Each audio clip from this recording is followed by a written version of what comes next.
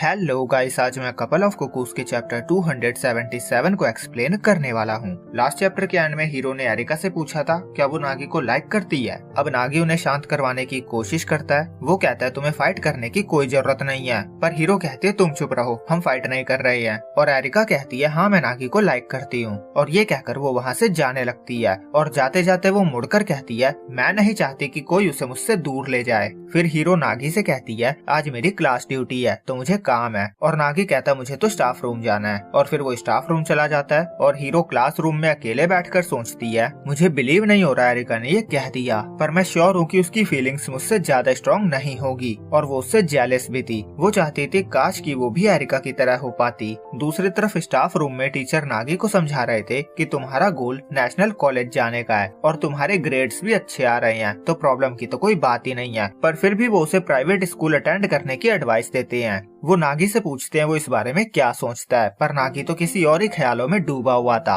वो एरिका की बातों के बारे में सोच रहा था और टीचर को लग रहा था कि शायद उनकी बात सुनकर वो स्ट्रेस में आ गया था। वो उसे और समझाने की कोशिश कर रहे थे। वो कहते हैं वैसे तो वो पढ़ाई में अच्छा है, पर एग्जाम का क्या भरोसा, कुछ भी हो सकता है। तो अगर वो प्राइवेट क्लासेस ज्वाइन करता है तो ये उसके एग्जाम के प्रैक्टिस के लिए सही रहेगा। पर नागी एरिका की बात के बारे में ही सोच रहा था। उसे एरिका की बातें बिल्कुल भी समझ में नहीं आ रही थी और उसका स्ट्रेसफुल रिएक्शन देखकर टीचर भी घबराने लगे थे। वो कहते हैं अभी भी बहुत टाइम है तो तुम इस बारे में अच्छे से सोच सकते हो। फिर स्टाफ रूम से बाहर आने के बाद नागी सोच रहा था चाहे हीरो हो या एरिका, ये प्रॉब्लम की बारिश मेरे ऊपर ही क्यों हो रही है। अब सीन शिफ्ट होता है। नागी घर पे खाना बनाते हुए सोच रहा था टेस्ट तो इजी है पर लोगों को हैंडल कर पाना मुश्किल है। तभी एरिका आकर पूछती है डिनर में क्या बनाया है, और एरिका को क्लोज देखकर नागी डर जाता है। अगले सीन में दोनों एक साथ डिनर कर रहे होते हैं और एरिका को मीट बहुत अच्छा लगता है। वो कहती है ये वही मीट है ना जो हमने इंटरनेशनल सुपरमार्केट से खरीदा था। पर नागी आंसर नहीं करता। वो सोच में ही डूबा हुआ खाना खा रहा था। एरिका पूछती है क्या बात है, पर नागी कहता है कुछ भी नहीं। एरिका कहती है हमारे घर पे जो शेफ आते हैं वो मीट को रेड वाइन में पकाते हैं। वो नागी से पूछती है क्या वो भी वैसे पका सकता है। नागी कहता है तुमने जो स्कूल में कहा था उसका क्या मतलब था,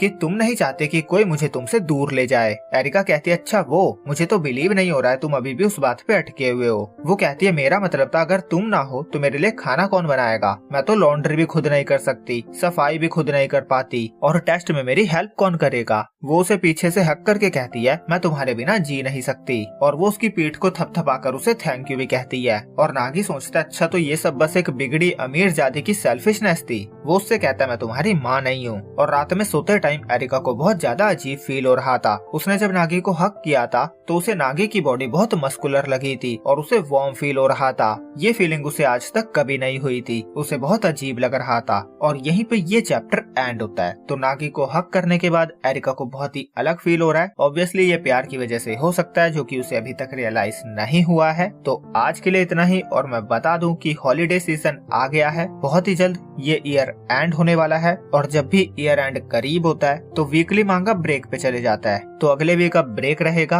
उसके अगले वीक चैप्टर रिलीज होगा मतलब दिसंबर 24 को, और फिर उसके अगले वीक भी ब्रेक है। तो बेसिकली इस महीने अब बस आपको एक ही चैप्टर और देखने को मिलेगा जो कि होगा 24 दिसंबर को। तो मिलते हैं 24 दिसंबर को। जब तक के लिए बाय बाय।